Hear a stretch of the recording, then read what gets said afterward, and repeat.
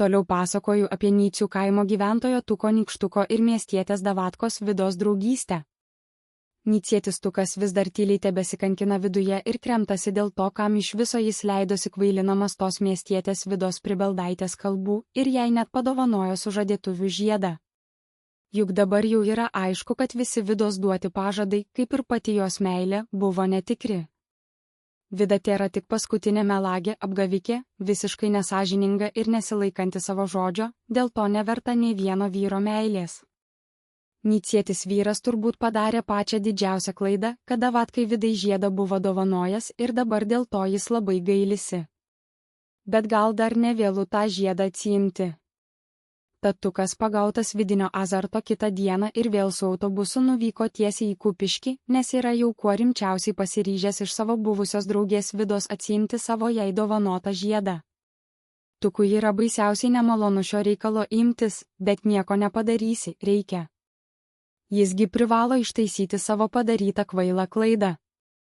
Bet Vida to Tuko neįsileido į savo butą ir net kalbėti su juo nenorėjo. Tik iš už uždarytų durų visiems garsiai ir piktai šūkavo, kad jam žiedo ji niekada negrąžins. Vyras grįžo namo nieko nepešęs. 2011 m. lapkričio 19 diena. Šis dramatiškas momentas Kupiškio mieste, prie pat Pribeldų šeimos buto durų Kupiškyje galėjo atrodyti tarsi įtempta scena iš kino filmų. Tai buvo dviejų stiprių emocijų susidūrimas. Tuko noro ištaisyti klaidą ir Vidos užsispyrimo neprarasti to, ką gavo. Štai kaip vaizdingai galėjo atrodyti ir skambėti šis triukšmingas konfliktas gyvenamojo namo prieangyje. Konflikto atmosfera tarpduryje. Gyvenamojo namo prieangyje aido efektas sustiprino kiekvieną garsą, todėl kaimynai iš gretimų kiemų tikriausiai puikiai girdėjo kiekvieną žodį. Šalto lapkričio fone už durų virė tikra ugniagesių drama. Įtampos pilna scena prie durų. Nycietis Tukas iš lauko pusės stovi tvirtai savo rankomis įsikabinęs už medinių lauko durų krašto. Jis pabalusiais krumpliais su visa fizinė jėga mėgina jas plačiau atidaryti, kad galėtų įeiti į buto vidų. Jo balsas piktas, bet jame girdėti ir gėda dėl visos šios situacijos. Miestietė Vida iš vidaus pusės įsikabinusi į vidinę rankeną abiem rankomis. Jie atsirėmusi kojomis į durų slenkstį, su visa savo turima jėga bando laikyti duris, kad tik jos niekaip nebūtų atidaromos. Taigi tarp jų vyksta kaip ir tokios fizinės grumtynės, kuris iš mūsų yra stipresnis ir kuris iš mūsų ilgiau duris neatidarytas išlaikyti sugebės. Jos veidas jau spėjęs parausti nuo pykčio ir fizinių pastangų. Juk visgi ji yra moteris, ji nėra labai stipresnė už vyrą. Garsus pokalbis per pradarytą durų tarpą. Tukas, garsiai belsdamas į durų kietmedį, Vida, atidaryk. Po galais. Nebūk vaikas, aš žinau, kad tu ten. Mums reikia pasišnekėti kaip dviem suaugusiems žmonėms. Jeigu tu jau atsisakei manęs gyvenime kaip vyro ir būsimo gyvenimo partnerio, tai ir aš nebūsiu tau skolingas, aš atsisakau tavęs kaip moters. Aišku?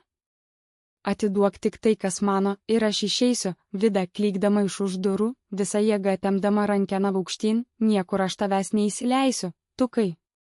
Gali net nesitikėti. Eik iš kur atėjęs, čia tau ne tavo Nyciai, žiūrėk gal ten, kur už kampo vėl ta tavo buvusioji kėžėtė, kur tavęs ten jau laukia, galėsite judu ten vėl kurvintis, kaip ir visada anksčiau. O aš už tą tavo tokią juodai nuodėmingą sielą jau per gyvenimą nebesimelsiu daugiau niekada. Nes tu nebevertas to, Tukas, stipriau klibindamas rankeną ir jausdamas pasipriešinimą, Vida, tu mane apgavai. Visi tavo pažadai buvo melas. Gali ir nebesimelsti daugiau, jeigu nebenori, nes man to ir nereikia. O čia aš atvykau tik su viena savo konkrečia misija. Taigi, sakau tau. Atiduok man mano žiedą, tu jo nenusipelnei. Aš padariau didžiausią klaidą, kad tau jį išvis daviau, Vida, piktai ir pašaipiai šaukė atgal, ką davėjai, tas mano, bernelė ištvirkėlė. Reikalauju, kad tuoj pat pasitrauktum nuo manęs ir nuo mano namų šalin, tu palaido gyvenimo mėgėjau. Žiedas dovana, o dovanų niekas negrąžina. Tu pats man jį užmovei, o dabar jau per vėlu. Oi, vui, būkim pora, būkim šeima, sakei tada. Tai va, pats tą žiedą ir atidavei pamiršai ar ką? Nematysi tu jo daugiau kaip savo ausų, tu kas, jau prarasdamas kantrybę, spirdamas į durų apačią, tu esi nesąžininga davatka. Tu neturi jokios gėdos.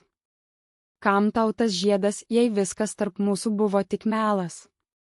Atidaryk, sakau, Vida, sustaugiai iš įniršio pajutusi, kad rankena vos neįsprūdo iš rankų, nesitasyk aplink tas duris, vis tiek neįeisi. Gali čia nešūkavęs gėdą man prieš kaimynus darai. Žiūrėk, jau net visa aplinkinė gatvė nuo tavo rėkavimų garsiai skamba. Man paleistuvio vyro nereikia ir niekada nereikės, atmink. Daugiau joks kaip tu nešventas vyras prie pat mano šventumo ištroškusios esybės daugiau ne per 10 metrų neprieis artyn. Ir neprisilies. Ne. Keliauk verčiau namo, iš kur atėjęs, ir grįžk ten, iš kur esi pabėgęs, varyk atgal pas savo buvusią žmonelę Kiežietę Ingridą, sukis vėl geriau aplink ją, nes žinau, kad judu abu esate vienodi kaip du vandens lašai, tokie pat pasileidėliai. Ko tu ją palikai ir prie pat mano namo durų išvis pasirodėjai? Čia tau vietos niekada nebebus, atmink, niekada nebebus. Jūs abu dėl savo tokio laisvo gyvenimo ir tinkate kaip kirvis kotui. Neatsiduosiu ir žiedo neatiduosiu, važiuok namo ir graužkis nagus, istorijos pabaiga. Po kelių minučių aktyvios kovos, kai rankos jau nuvargo nuo įtampos, o gretimuose kiemuose jau pro duris irgi ėmė laukan landžioti susidomėjusių ir išgirdusių garsius rėkavimus, kas vyksta kaimynų galvos, Tukas suprato, kad jėga nieko nepasieks. Vida laikėsi per stipriai. Nusivylęs, piktas ant savęs ir ant viso pasaulio, jis paleido rankeną ir sunkiu žingsniu nuėjo link stotelės, kad sugrįžtų į savo nycius.